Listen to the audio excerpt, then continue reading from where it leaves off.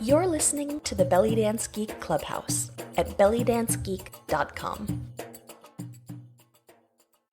Well, hello, everybody. I'm Nadira Jamal, and welcome to episode 42 of the Belly Dance Geek Clubhouse.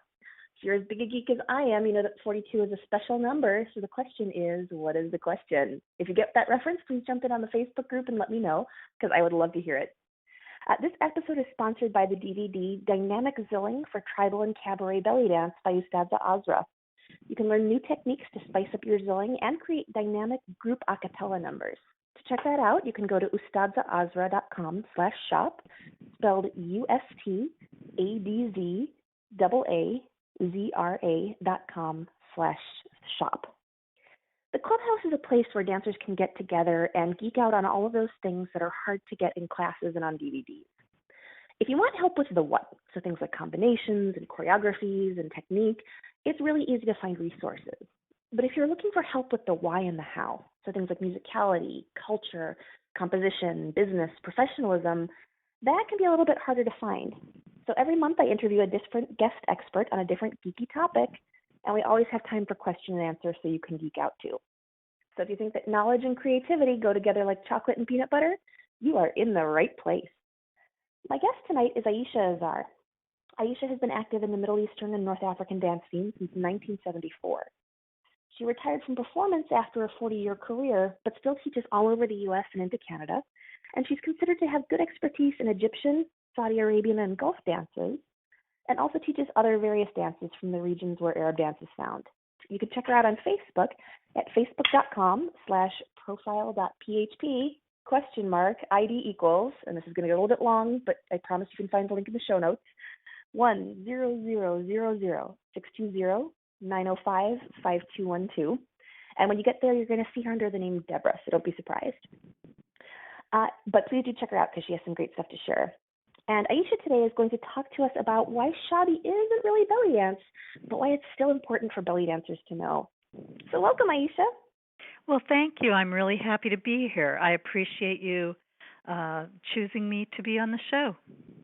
I'm really happy to have you. And while we're at it, let's give a shout out to Shining in Seattle, who recommended and made the introduction for us as well. So thank you, Shining. This is a really great idea. Thank you. And Shining is always kind of pushing me past my little borders of comfort, too. And I appreciate it. She's young and she's a beautiful, vibrant dancer. If you ever get a chance to see her, do.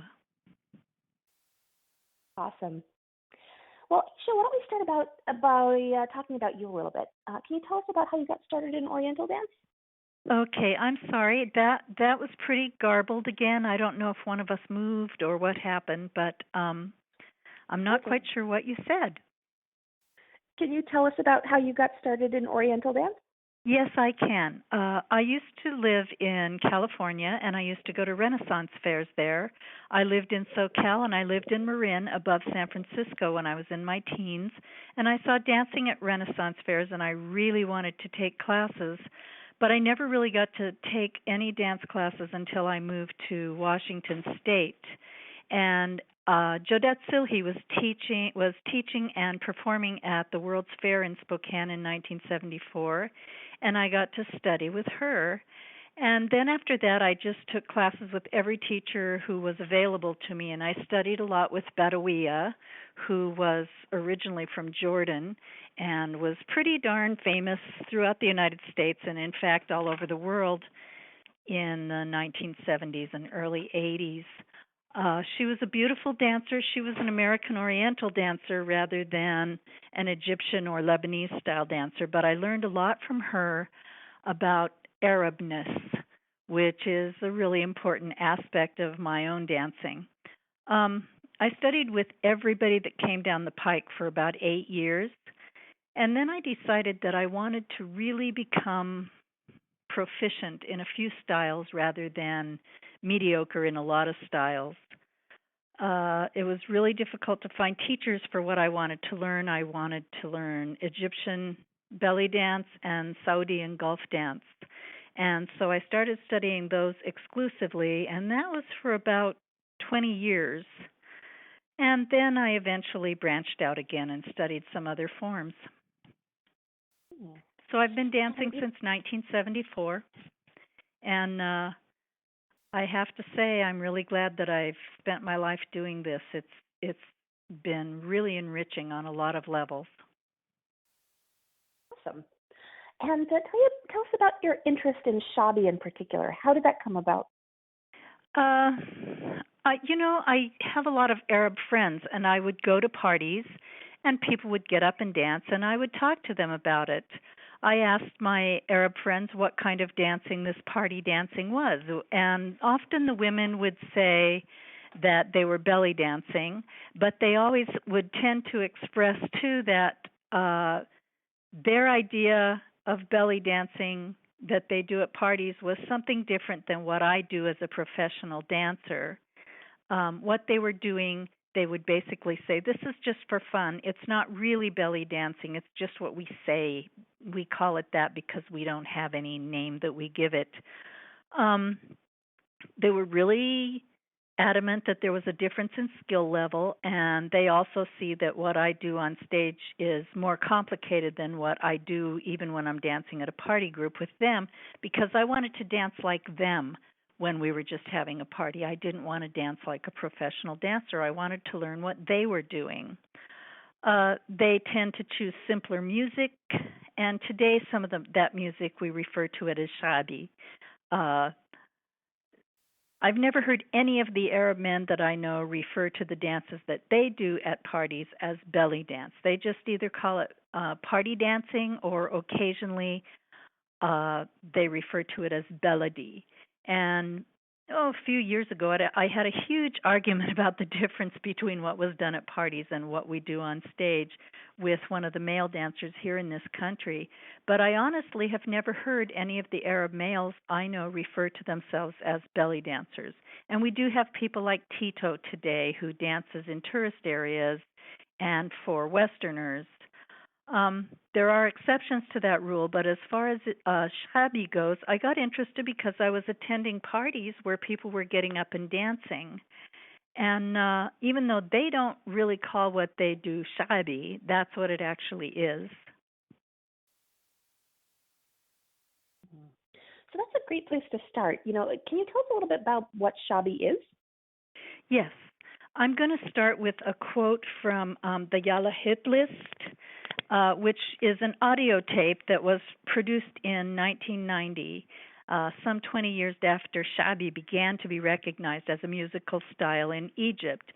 The liner in the tape says, Shaabi music is the music of the back streets of Cairo, woeful cries of the mawal, a vocal improvisation, saddening, melancholy hearts, with themes never straying too far from the pain, suffering, torture, and betrayal that is life. Lyrics often stray into commentaries on events and social conditions. Singers will gain popularity and attempt to work their way up through weddings and eventually make it in the Arab nightclubs. Pyramids Road is their goal, steamy settings of smoke haze and whiskey that open for business in the small hours of the morning. So Shaabi, it was actually originally a musical form that started with poor people in the cities of Egypt, specifically Cairo. And a lot has changed about Shaabi since it's got its original start, when it was often banned and not played on radio or accepted by the upper classes. The last 30 years has seen Shaabi music come into its own. And yes, Shaabi is a dance. It's the dance of the common people. It's the rock out and party at the club type of dance, or it can be sometimes a choreographed on a video dance. It's what we see at every wedding when people dance in the parking lots in Cairo where their sister or cousin is holding their wedding reception. It's what we see the young guys doing on the boats on the Nile for a little money and perhaps fame.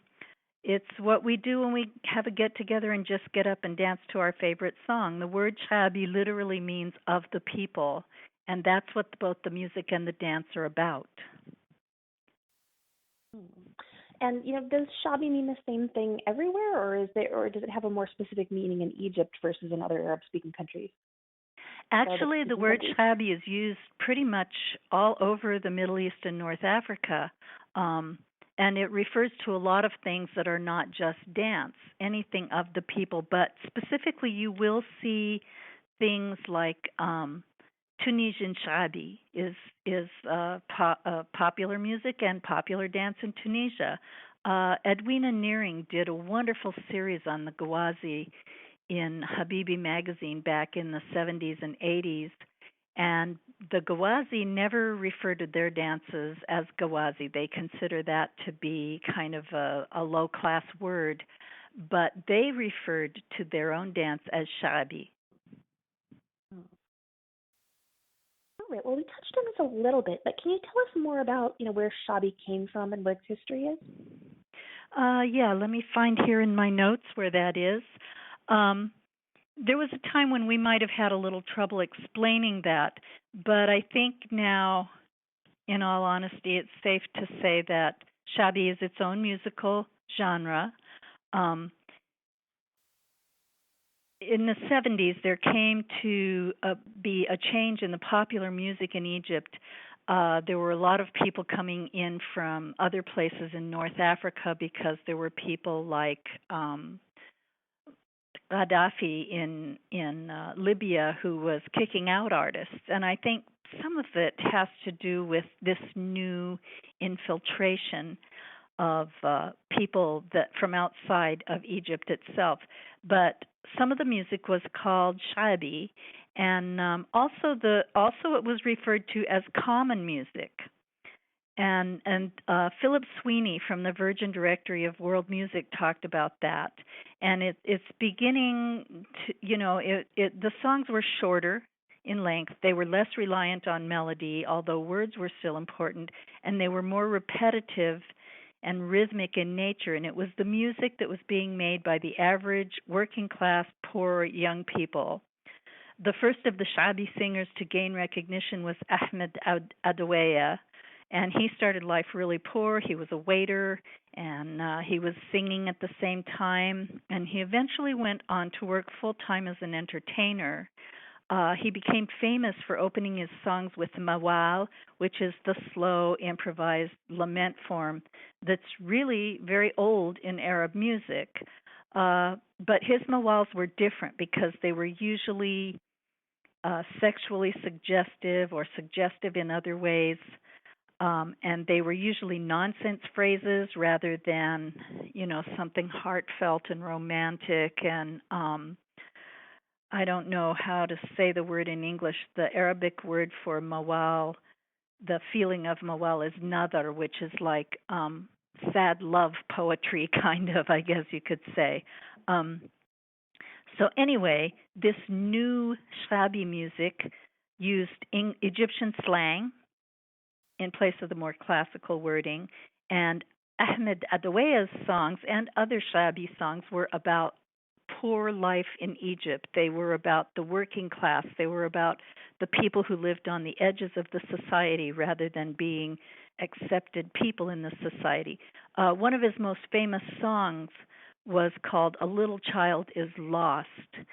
And there are people in Cairo who they're called child finders in English, I guess you could say. And these people, they look for children who have been lost or kidnapped. It's really easy to get kidnapped or lost in the cities in Egypt. And it happens a lot. And they actually have people who do this for a living. And so Shaabi dealt with what the people were really dealing with rather than necessarily only being about romance of some sort. By the late 1980s, Ahmed Adoueya was famous, and he was working in London as well as Cairo.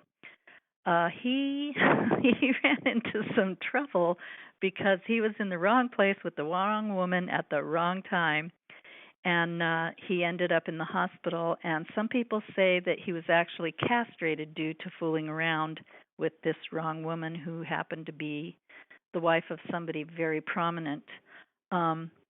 And everybody thought, well, his career is over. He's never going to come back. But in 1990, he did come back with a hit song, Mawal Zaman, which means Mawal of Time.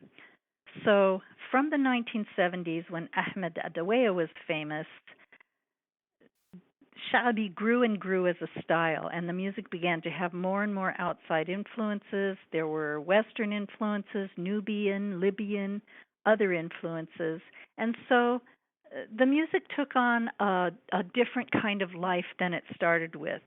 It became still about the common folks of Egypt's cities, but it also became about other things too. Um, Shaabi music's gone through a lot of morphing, and the latest thing is electro Shaabi or mahraganat, which means festivals in Arabic. And there are a lot of groups now that are very famous that are using electronic concepts layered over the old folkloric rhythms or other old Egyptian concepts in music.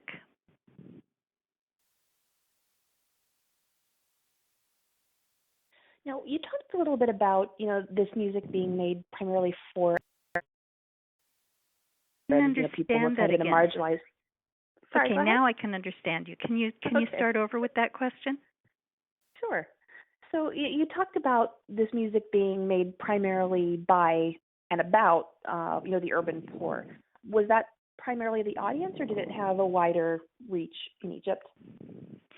Actually, the original audience was probably the urban poor, but now it's everybody. I mean, it's very, very popular style of music now.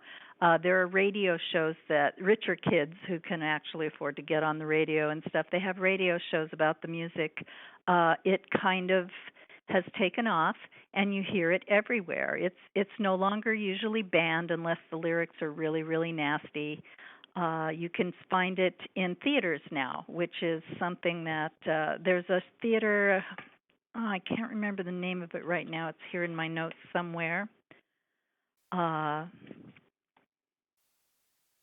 We'll get to it, I'm sure, sooner or later. But anyway, it's now even seen in theaters. And at first there was some classism about that, but it's getting less and less. Shaabi is becoming a respected art form, which of course will change it again, won't it, as far as the psychology of what Shaabi is and what it's for. And does it mostly appeal to particular age groups or men versus women, or is it more universal in that respect? I think that it depends on what kind of Shaabi you're talking about. As we get into different age groups, I think they prefer different kinds of Shaabis. I think it's safe to say that almost anyone who attends a wedding in Egypt these days is the audience for Shaabi music and also for the dance. I don't think this is a new trend as we might believe, considering from what I know, people have been dancing to this kind of music at parties for as long as I've been dancing, and I've been dancing since 1974. So it's been going on for a long time. Anyone who gets up and dances at a party or a gathering or a club is dancing Shaabi. It's a party dancing. It has its own meaning and purpose. Like most music, it bonds people who understand it. It's a social thing. Everyone can dance Shaabi, and they have, literally forever. The dance has been going on forever.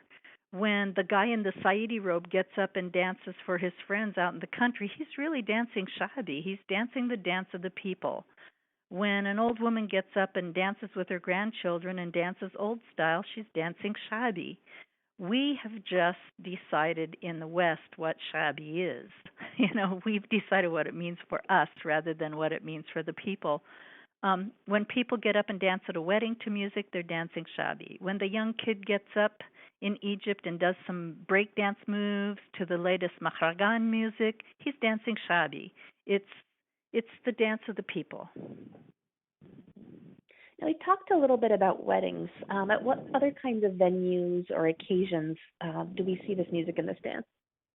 You will see it at any party of any kind.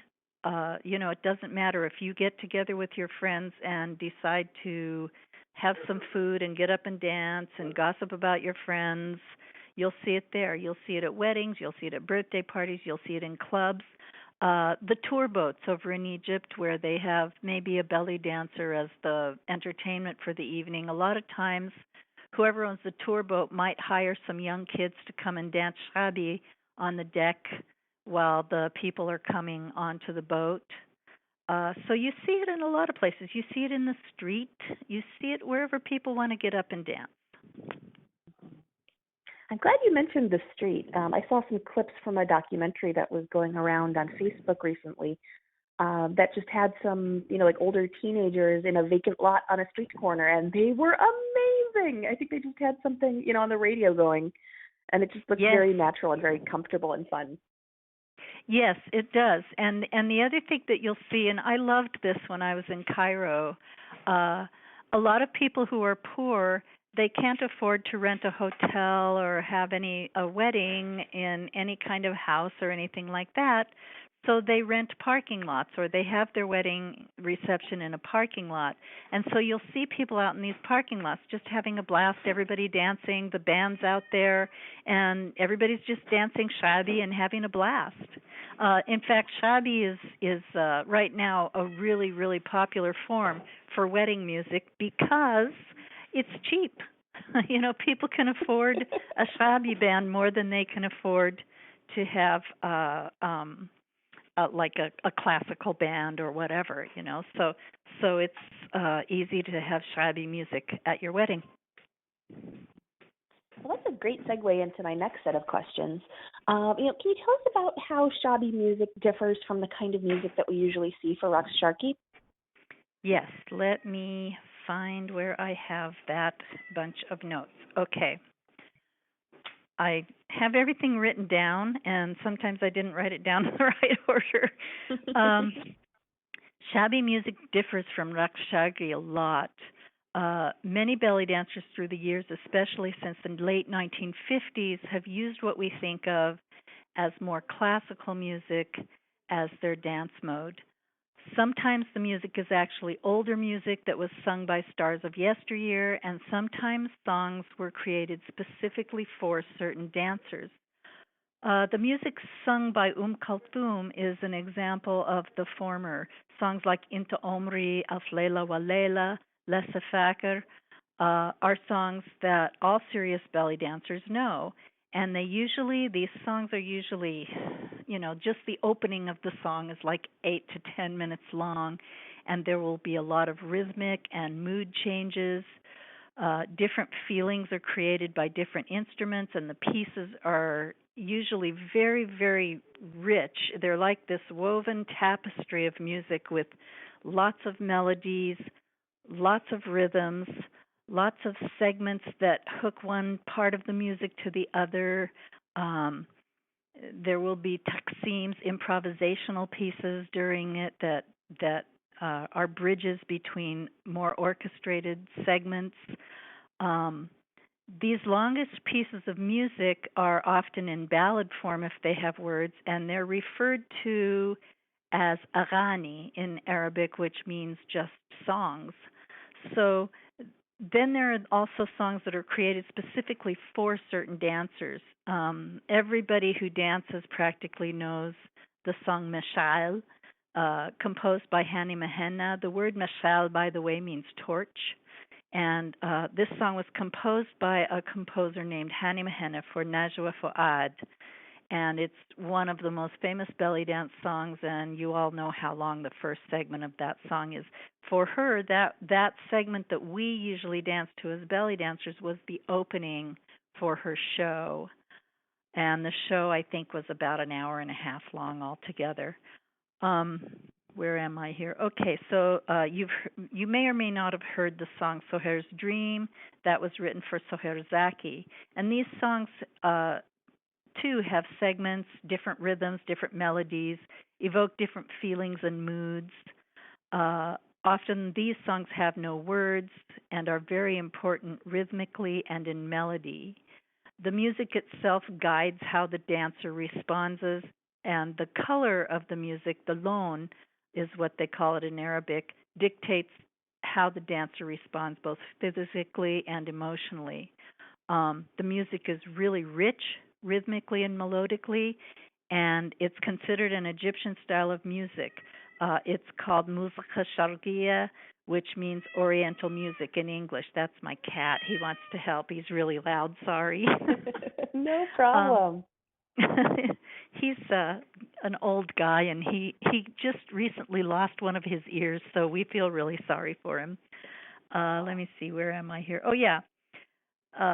Oriental music was considered to be the popular music of its time. You know, since the 1930s, radio has brought music to the Egyptian people, and they were hearing Kulthum on the radio and other great singers and composers' work as well. Film also made music popular, and you know, you saw singers and composers in film too, like Farid Al-Atrash, Abdul Halim Hafiz. These people were seen regularly and heard by the common people. And this is the music that you also saw in all of those movies where they have belly dancers. And you know, there seemed like there was a belly dancer in every kind of movie in Egypt for a very long time, you know, from the 40s until about the 70s or 80s even. And so belly dance music is different from Shaabi. Shaabi music, on the other hand, deals with very specific and often social themes. During the revolution that was a few years back, songs were very much based in the struggle between the powers in place and the common people. And Shaabi is really, really reliant on a stable melody and a heavy rhythm, and that is, you know, a continuous rhythm, and it's a continuous melody. It doesn't change a lot, and there's not a lot to actually belly dance to there. It's not that kind of music. Let me see, where am I? There originally in Shaabi was a lot of lament about how sad and hard life was, and it still doesn't express a lot of different moods within one song. It's very much about a thing when you're listening to Shaabi music. It's very much about a feeling. The songs are shorter. They're not really emotionally or musically complex, but they are getting electronically complex. Festivals music is really different from the beginning. Shaabi music, as it began to have outside influences, also picked up a lot of stuff from the West. And the dancing that goes to Shaabi music now is also picking up a lot of Western influence. The new Shaabi, Mahraganat music, it began as something pretty low class too, and it was much less expensive, as I've said, to hire these kinds of music as wedding entertainment. Most of the time, you're going to find that there are heavily male audiences, even at weddings, for mahraganat music. It's tough music. It's hardcore sounding to Egyptians, and there are females who dance to it too. YouTube has given many of the young mahraganat artists a chance at quick fame, and the style is gaining a lot of notoriety and can now be seen in higher class venues like clubs. Now, you touched a little bit on, you know, some of the political content of the lyrics, and I understand that, you know, kind of double meanings are a common feature. Can you tell us a little bit more about that? Yes. Depending on what you're listening to exactly. Earlier, I think the music was definitely more about the struggles of the poor classes in Egypt, and that's what they talked about a lot. You know, our lives are so hard, or we're so in love. And a lot of times there was double entendre. There was also a lot of fun stuff that went on. A lot of sexual innuendo. And then, of course, later on, things got political. And when things got political, so did the music. And again, you'll find this sort of double entendre thing. They'll say one thing, and it means something more to the people who understand what the music is all about. Anymore, there's less wording when you get into electro Shaabi. It seems like, you know, there might be a song that has just like one sentence that's repeated over and over and over again, and that sentence has meaning for the people who listen to the music all the time. In some ways, you know, it's kind of like having a secret language that you don't fully understand unless you're part of that particular subculture. Mhm. Now that kind of, raises a question of, if we want to be dancing to this music, how can we tell what is and isn't appropriate to you? Um, you can't always, to tell you the truth. The best thing to do is ask someone who knows. I'm pretty lucky because my best friend is from Saudi Arabia and she's married to an Egyptian gentleman. And so and throughout my dance life I've had access to um various people from different cultures in the Arab world. And so when I had a question I would just ask, and I understand that not everybody can do that, but there are some good sites that you can go to get some information. Shira.net, for example, has a lot of information about. She has a lot of lyrics, and she also knows a lot of people who can tell you what songs mean. If you're looking for Gulf songs and what they mean, Leila Molay and Mark Belhadia are both really good resources for that, and of course Kay Hardy Campbell. But there's just, if you can find someone to tell you this is why you can dance to this, or this is why you can't, or this is what the lyrics say, but this is what they mean, because a lot of times you're hearing these words and you're going, okay, tomorrow there will be apricots. That's lovely. Fil mishmish, fil mishmish.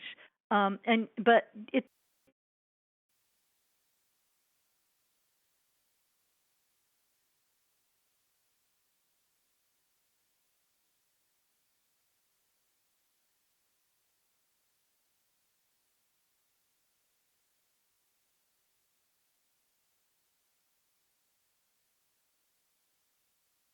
There? are I'm sorry, go ahead. Oh, okay. The last thing I heard was there will be apricots. I think you popped out for a second. Oh, okay. Fil mishmish. Tomorrow there will be apricots. Actually means it's a sarcasm type thing, like, oh, sure, that's going to happen. So if you understand what the words mean, you still have to also understand what they really mean, as opposed to what the literal translation is. Um, so the best thing is if you can find someone to translate the words and tell you what they actually mean. Aside from that, it's just always good to be careful when using music. I've seen people do things like get on stage and dance to a call to prayer, and I'm sure just about everybody's seen something pretty disturbing like that. It's a matter of having as much respect as you can for the culture, to not dance to music that you're really not clear about. Mhm. And if anybody's having trouble finding resources, the internet has more and more every day. And you can't always trust what you read, but you can often get connections to things. So, sometimes I posted on Facebook, hey, does anybody know somebody who can translate this? And even if they Exactly. themselves can't do it, they can point you to somebody else. So Exactly. the downside is that you get a lot of opinions rather than facts. But if you can find your way to a source that you trust, that can be a great resource. Yes, I really do like Shira.net's website because she really does check her things out. She and I don't always agree on every single detail in life, but I do find that she's really, it means a lot to her to have integrity with what she's doing. So that's a great place to look. Yeah, and almost everybody has somebody that can help you. That like you say, if you have a problem, go to a dance forum and ask people. Don't be afraid to say, I don't know anything about this. I've spent half my career doing that. And it's how I've managed to get a fairly decent education, is by saying, yes, I need to know more about this.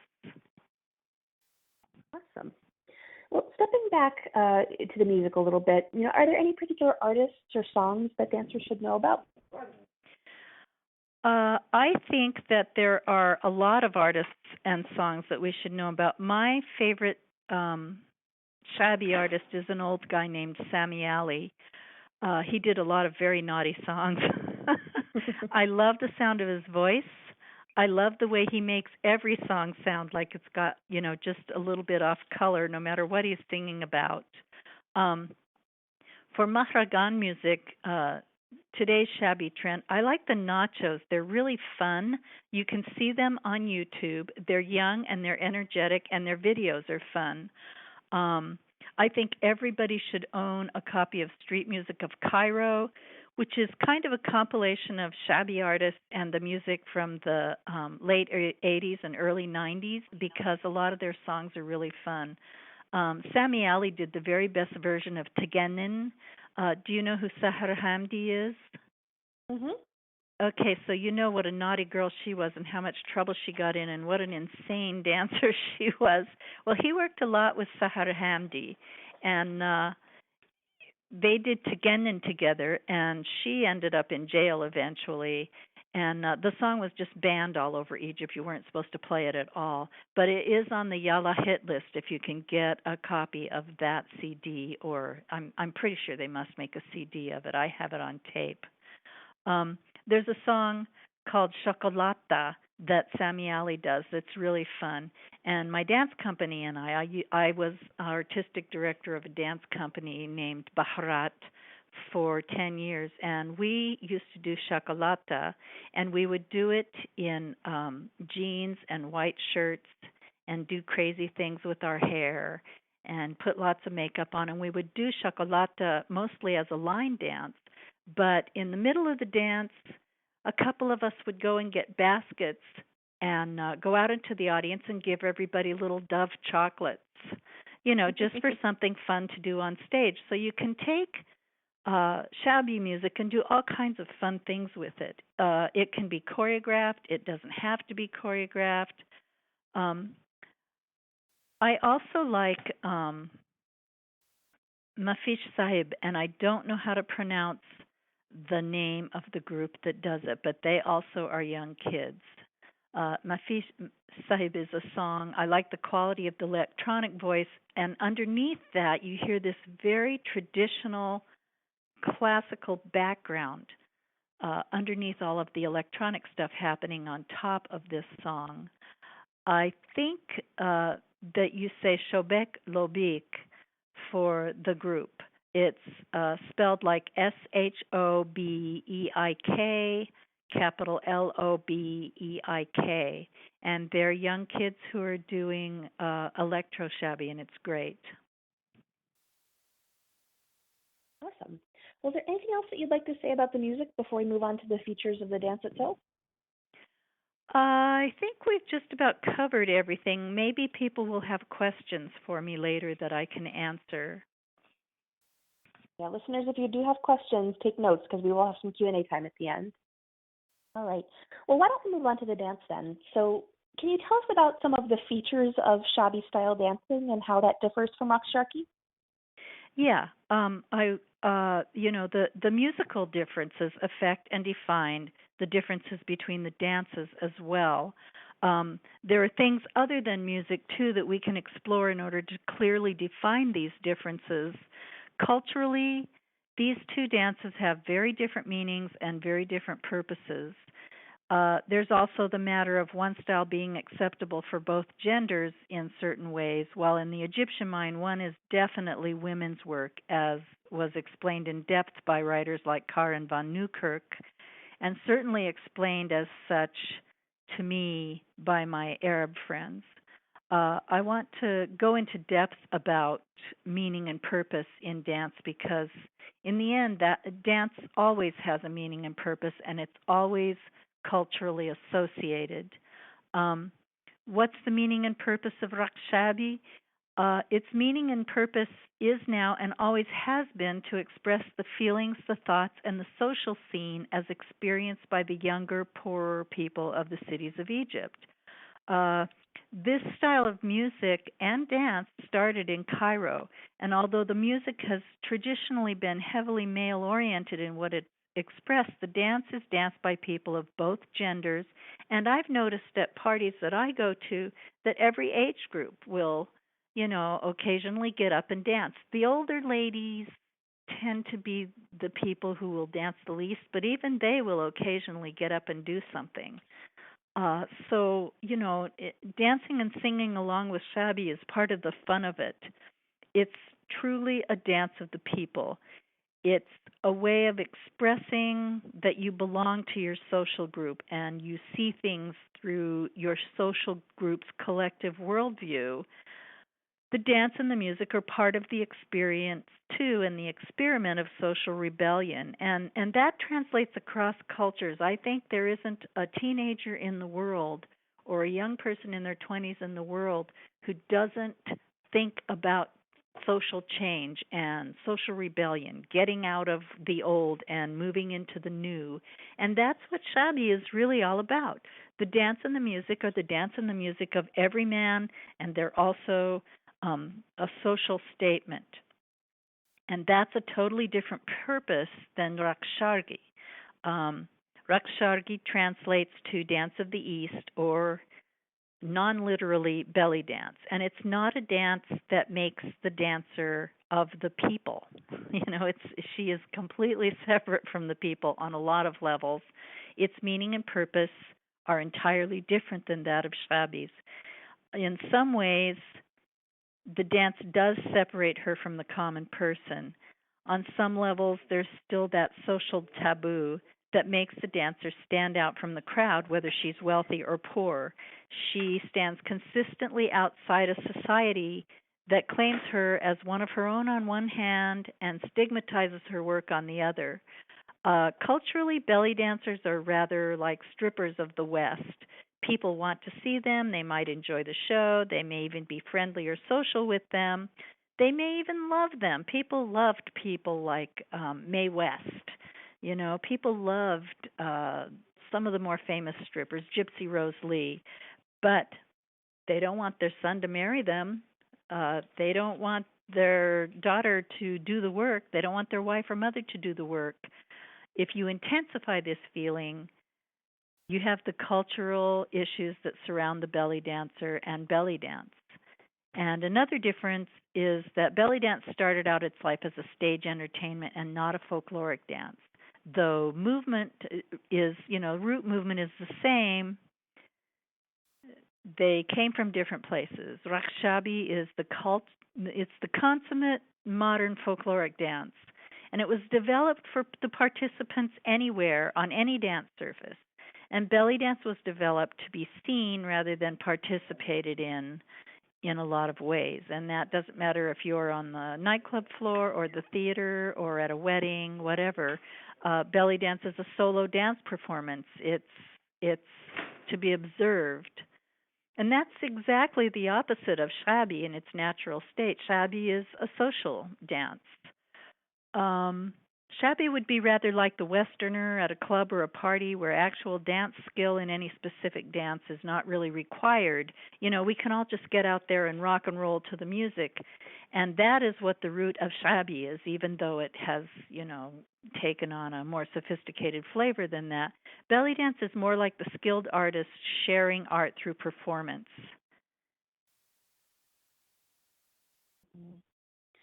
And, all of those differences in context and role, do they play out and make the dance different in features as well, in, the moves or the stylization or the persona?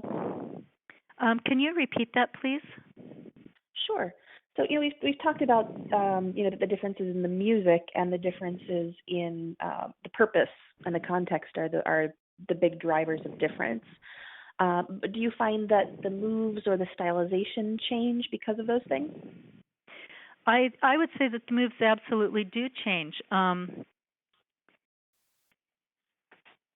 For one thing, one of the things that happens is belly dance is pretty.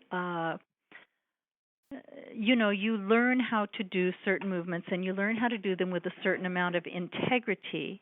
And for me, what I learned in studying Egyptian belly dance is that there is basically 10 fundamental things that we do, and dancers may do them differently from each other, but you can constantly see those 10 things happening, and you see them happen with a certain amount of integrity. one of the things that you can see is that in Shaabi dance, there's not the complexity of movement unless somebody's really, really hot and really, really superior at the dance. A lot of times they'll do, for example, big, very sloppy undulation type movements. And these are the people doing the dances. This is not when people like Khalid Saif or Rakia Hassan take the dance to the stage. These guys make it look very complex. Aziza, on the other hand, on stage just does regular street Shaabi. She's not doing anything spectacular, and she invites people up to dance with her. It's not about her doing Shaabi, it's about them doing Shaabi. It's about participation. Also, anymore, there tends to be a lot of hip hop dance values in Egyptian Shaabi. They don't do them like the kids over here will get really technical and really, the movement is just sharp and clean and clear, and that's not the way it's translating in Egypt. I'm glad that you mentioned hip hop because I see so many parallels in, who does it and what the context is and what the content of the music is. So that's always tickled me a little bit. Okay, I'm sorry. Can you repeat that? I'm sorry, this is so hard. Sure. No problem. I said I'm glad that you mentioned hip hop because I see a lot of parallels in the cultural role and who's involved in those things. So that idea has always tickled me a little bit. Yeah, it's you do see it, and you also see how culturally, I honestly feel like dance has a cultural meaning that's different in Egypt than it does here in America. For example, if we take our tribal fusion dancers who are using a lot of breakdance and hip hop type movements, everything is very clean, everything is very sterile, everything is very concise. It gets over to Egypt and it becomes muddy. It's like it's not about how perfect the movement is. It's about how you feel while you're doing the movement. One of the things that I used to notice with a lot of my Arab girlfriends when we would go shopping is that when I would try on a dress or whatever, no matter how much I loved that dress, if I didn't think I looked wonderful in it, I would not buy that dress. I'd just go, I can't buy this. I love it. But my Egyptian girlfriends didn't have that same inhibition. They would go, I love this dress, and they'd try it on, and no matter what I thought it looked like on them, they could look like, lumpy sausage in it to me, but if they loved the dress, it was not important. What was important was how they felt about the dress. Whereas I'm just going, oh my God, I look like heck in this dress. I can't buy this. They didn't have those kinds of hang-ups about it. And I think that's how it is sometimes with dance, too. We're very busy making everything concise. They're very busy enjoying how it feels. Awesome. Now, how does Shaabi dance change when it's done in a performance context instead of a social one? I know you've talked a little bit about music videos or dancers putting a Shaabi piece into an Oriental set. How's that done differently? I think that depends a lot on the individual artist. I may have stated earlier that Rakia Hassan prefers a choreographed piece when she's doing Shaabi music. And when you see Rakia Hassan do Shaabi music, it's very complex. It's very, very, very clean and very clear, and it's just got professional written all over it. On the other hand, you see Aziza, and she just gets up and moves around the floor doing simple movements and inviting people to get up and dance with her. When I've danced Shaabi pieces myself, I've usually turned the dance into a skit for one or more dancers, and it's loosely choreographed with some kind of audience inclusion because that's how Shaabi feels to me. It's about participation, not just about observation. There are numerous ways to take Shaabi to the stage, and you'll also see in videos, if you really, really watch an Egyptian Shaabi video, I think the first time I saw something that I would refer to as Shaabi dance in any kind of video was when I watched a little movie called A Saidi at the American University in Cairo. And there is a dance scene in there where a bunch of the college students, the movie is basically about this country bumpkin who ends up at the American University in Cairo, and he wears the wrong clothes and he does everything wrong, and he's kind of an outcast, but eventually he works his way into the hearts of his fellow students. And there is a part in the movie where everybody is up and dancing, and it's definitely a shabby piece, and it's sort of, it looks semi choreographed because again there's not that need for Rockette's precision. So a lot of times when I've seen shabby videos, there just isn't that need for Western precision. It's still an American choreographer might look at it and go, "That is so sloppy. I've got to get everybody's arms right, and everybody has to take the same size of step, and everybody has to do this and that, and those costumes have to." They're not like that about it. It's different. It's just more relaxed. And when Egyptian belly dancers use a shabby piece in their show, do they tend to treat it respectfully, or do they ever use it as a way to make fun of people?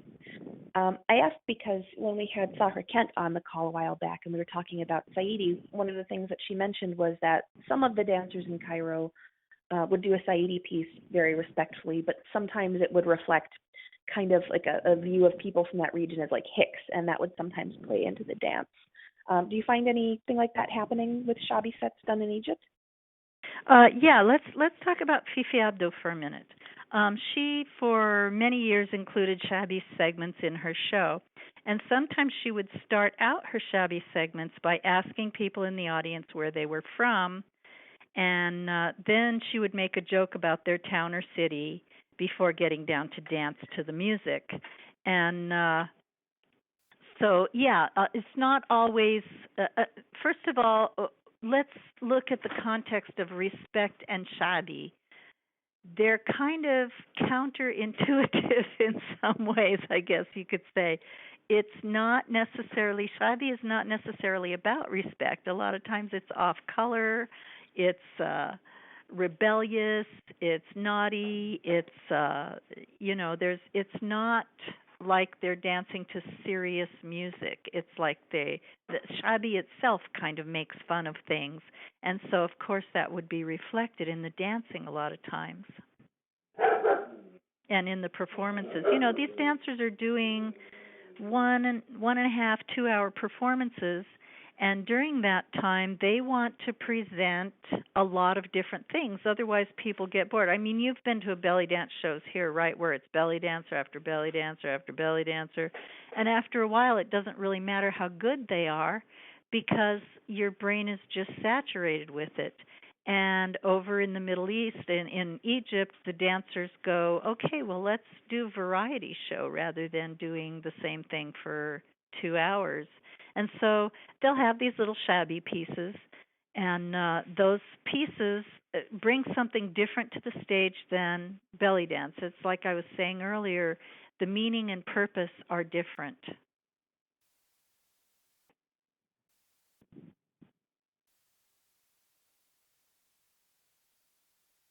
Hello, are we still attached? Yeah.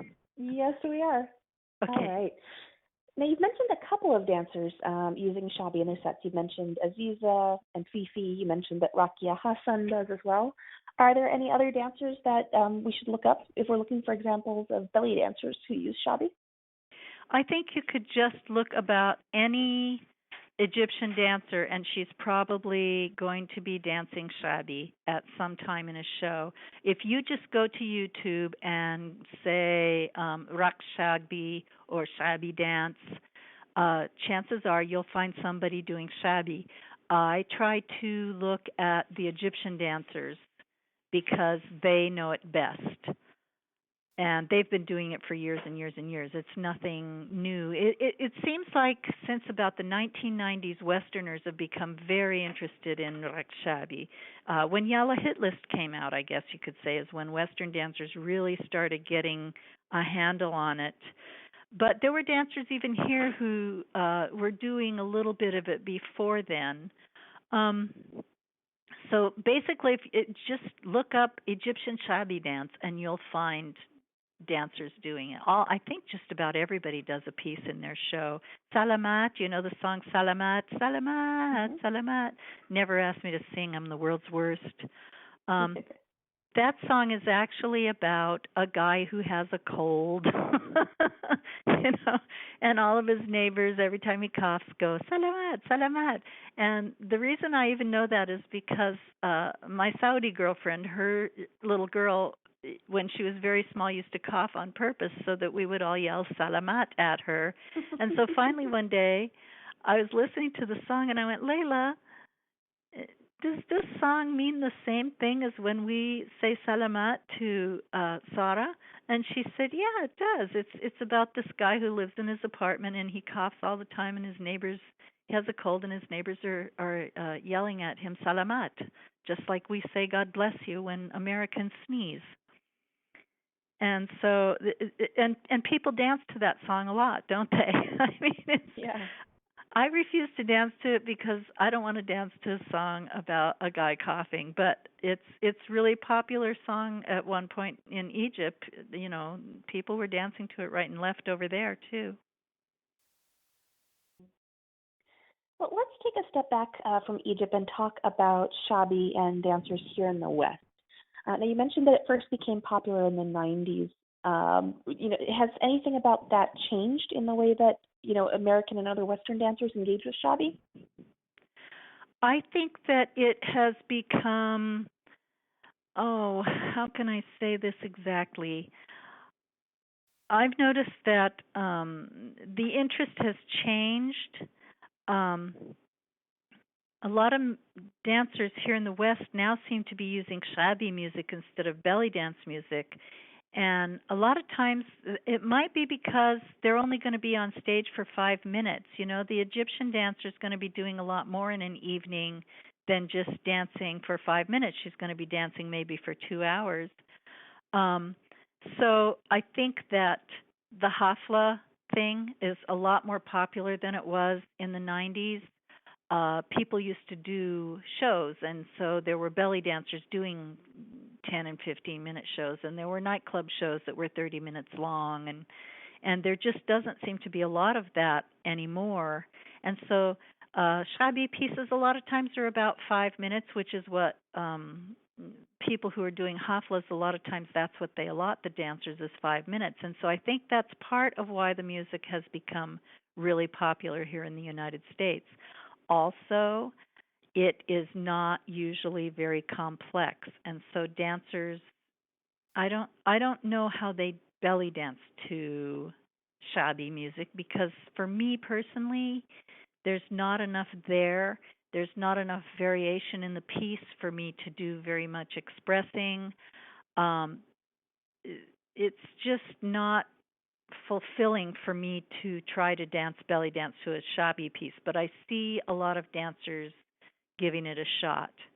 So that's kind of what has happened to Shaabi in the States. People don't see it as part of a holistic belly dance show. They see it as what they are going to be doing, in the show. So, yeah, I think it's different. And, why do you feel that it's important for Western belly dancers to learn about Shaabi? First of all, learning about Shaabi music and dance and learning about other folkloric forms helps us as dancers to be better educated dancers, and therefore we're better at what we do. Today, I wonder if it's very important to current generations of dancers to be well-rounded in their education, because a lot of them seem severely limited in what they can do as far as producing interesting and informative performances. It's kind of like they don't have well-rounded educations anymore. When I was coming up, if you could not get on stage and, you know, do a variety of dances, you simply were not considered ready to be on stage. And now it seems like people just get into specializing in one thing only. You know, and any audience can only sit through so many belly dances, so many tribal fusion dances, or American Oriental dances, or whatever, before a show becomes terribly repetitive. And one of the things that Shaabi does is it gives dancers a chance to change into something different, put on a different kind of music than the audience just heard, and it gives us a chance to meld East and West and take off in a different direction than what's been happening in the show. A good reason to learn Shaabi and all the other folk dances that you can learn is because it keeps your performance interesting. And secondly, because we live in the West, we're often dancing for audiences that are not necessarily well acquainted with the cultural context of the dances of the Middle East and North Africa. So, as dancers, part of our job is to give our audiences an honest education about what we're presenting. And in order to do this, we have to have a good understanding ourselves and be able to present them with clear definitions of what they're seeing or learning or hearing about. And I think we really owe truth to both our internal and external customers, which means our lay audiences, our belly dance audiences, our students, the people from whom the dances originate and the music, and the dances themselves. We owe honesty and truth and integrity to all of those internal and external customers. And those are the reasons why it's important to learn about Shaabi as well as other folkloric dances. All right. And, if Westerners who are trained in belly dance want to start performing Shaabi, what kinds of things do they need to know or to do?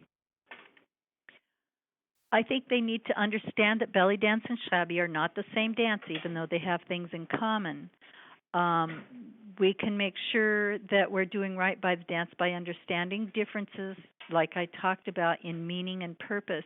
And meaning and purpose is the total clue about what we're supposed to do with the dance, I think. What is this dance in its cultural context? What is this dance for? What do the people think of it? So studying what Shaabi artists themselves are doing and how they are doing it and to what style of music they're dancing really gives us a clue as to what we're supposed to do with the dance. And I think we need to understand that dance is part of a holistic cultural picture. We have to understand why we're doing the dance. I think that helps a lot. Mm-hmm. And do you have any other tips for using Shaabi as part of a belly dance performance? Anything around music or costuming or anything else? Yes, make it very, very different from belly dance. Change your costume. You've got on a belly dance costume for Shaabi, put on something street inspired. Be energetic and be a little bit crazy with it. It's not a serious dance. That's a really important thing to remember. Even when the subject matter is serious, a lot of times there's a tongue-in-cheek sort of attitude about it. The people who are doing this music are usually young, and so, they have a different slant on it than someone who is older. If you're choreographing, leave room for improvisation in the dance because it's not a tight little contained dance form. It's about breaking the rules. If you can include your audience on some level, that's really great too. Like you get them up to dance or throw flowers at them or give them chocolate like we did with Chocolata. In some way, if you can include the audience, you're making Shaabi a little bit more authentic. All right. And is there anything else that you'd like to say about Shaabi that we haven't covered yet? I can't think of anything right off the top of my head. Do you have any more questions that I didn't answer very well or completely? No, I think we've done a great job so far. So I am going to open us up to questions and answers in a sec. But before we do that, if there's one thing that people take away from this call, one thing that they learn or one thing that they remember, what would you want that to be? Well, I would like to say that my whole dance career has been about making sure that we keep these dances attached to their culture and their social climate. My message is always about understanding the dance as part of a holistic cultural picture. If if people get anything out of this interview, I hope they take away that dance belongs to a people and that we need to try our best to understand the dances that we're performing from the point of view of the people. And if people want to learn more from you, how can they do that? Well, my email, I'm going to give my email out here because as a retired dancer, I no longer have a website and I don't have a lot of those things that I had when I was still performing. My email is dmajewski@webband.com, webband.com, dmajewski@webband.com. You can contact me anytime there. I'm on Facebook under my given name, which is Deborah Majewski. I still teach all over the country and in Canada, and I would love to teach anywhere in the United States. Anybody who's interested can contact me for a list of workshop topics. And I want to thank you very much, Nadra, for having me. This has been very enjoyable. I was really nervous. I hope I did okay. I'm not used to just talking without seeing people. No problem. I thought that was great too. Thank you. All right. Well, why don't we go ahead and open this up to question and answer. So if there's anybody who's listening who would like to ask a question or maybe share your favorite tidbit that you picked up or even a Shaabi song that you particularly like, I would love to hear from you. If you're listening on the webcast, there will be, if you look on the right-hand side of your screen, there's a little speech bubble button. If you click on that, that will give you a little panel where you can type in your message. But if you're calling on Skype or on phone, you can press ** to unmute yourself. And we would love to hear from you.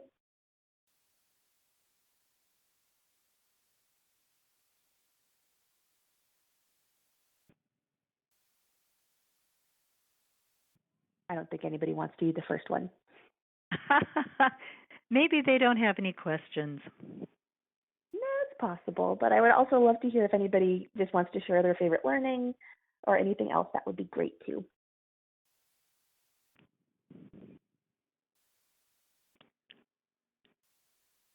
Well, I know that that Shaabi is being used a lot here in the United States now, and I think it's a good thing. I really do. It really does give people another way to add interest to their shows. Mm-hmm. All right. Well, I think that's probably it for questions and answers. So we will go ahead and skip that part. Oh, we got one. All right, can you hear me? Yes, hi there. Hi, this is Shining. I don't know if you saw it. I put it in like the sidebar there. I was kind of wondering, how would you recommend including male performers into a Shaabi choreography, since it's done by men and women naturally, I guess. For companies that actually do have male performers, is there a big difference in how you might recommend including them rather than an all-female show? Well, if I were you, I would go and watch Khalid Saif Shaabi and see what he does. That's a great place to start. I love skits. You know that you worked with me for a few years, and our skits were went over very, very well. And there's lots of room for doing skit work in Shaabi music because it's about stuff. And so, you can include a male. And the dance over there, a lot of times it's a whole room full of males dancing Shaabi when they're just partying. So there's a million ways to include males. I would love to see a Shaabi piece to some electro Shaabi that's Egyptian breakdance, and have guys do something like little competition, for example. I think something like that would be fun. Or, like I said, go and watch Khalid Saif Shaabi, and he does a wonderful Shaabi with a woman. I can't remember where the show is, but the video is pretty nice, and it also really accentuates what breakdance looks like when you do it in Egypt rather than here. Cool, thanks. Great, and thanks for the question, Shining. And thanks for letting me know that you typed it in, because it turns out I had to scroll down, which I wasn't doing. We also have a question from Josephine, who is asking, can you recommend any teachers, either online, in person, or DVD? I don't know who's really teaching Shaabi in the United States. I tend to stick with Egyptian teachers anymore when I'm doing anything, so I don't really know. I don't even know who you can ask, but I bet you could go online to any of the belly dance forums and ask there, and you could find who's teaching. And again, I can't say what the quality of their teaching might be, but there's got to be some people out there who are teaching good Shaabi. Mm-hmm. I know that Shahrazad in Baltimore made a DVD recently. I haven't seen it, and I haven't seen her do Shaabi, so I can't comment on it. But I've been really, really impressed with her dancing in other genres, so that might be worth checking out. So yeah, that sounds like it might be worth checking out. Awesome. I really kind of I hate to say this because I also have a DVD on the market, but I don't recommend starting out learning things on DVD. And the reason is because there's nobody there to say you need to do this differently or that's perfect or to give you any feedback about what you're doing. So if you can find a live teacher first, that would be ideal. And that's no matter what kind of dance you're learning. Mm-hmm. Awesome. Oh, you know, if I can actually give another shout out there, there's also a lady in Vancouver, Canada named Hiba, who is going to be one of our guests in upcoming months. Cool. And I've seen her do Shaabi. She's Iraqi born, but she's Canadian. And she is an absolutely lovely dancer. She's really got a great feeling. I've heard wonderful things about Hiba. Yeah. So that sounds ideal. Awesome.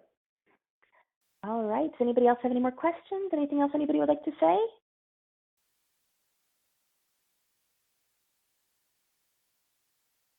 All right. I think we will. Oh, Shining says thank you.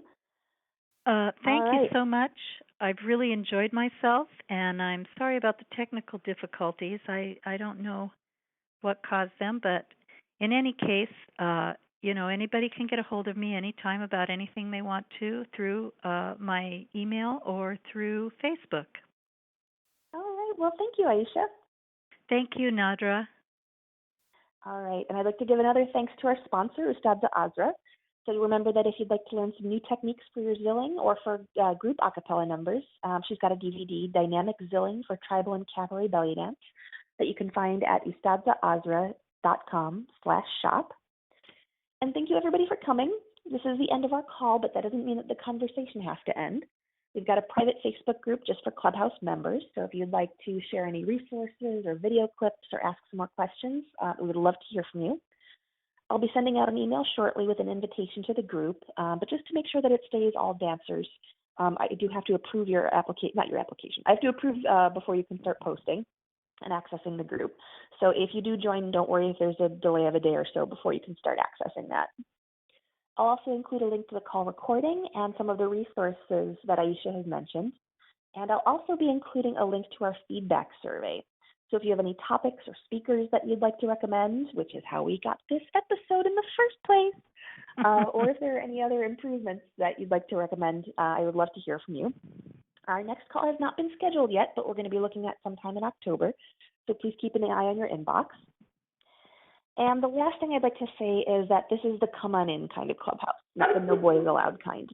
So if you know anybody who would like to join us, you can invite them to do so at bellydancegeek.com/clubhouse. And until next time, happy dancing. Good night, everybody. Good night. Bye. Bye-bye. Thanks for listening. For more geek-tacular resources, visit bellydancegeek.com.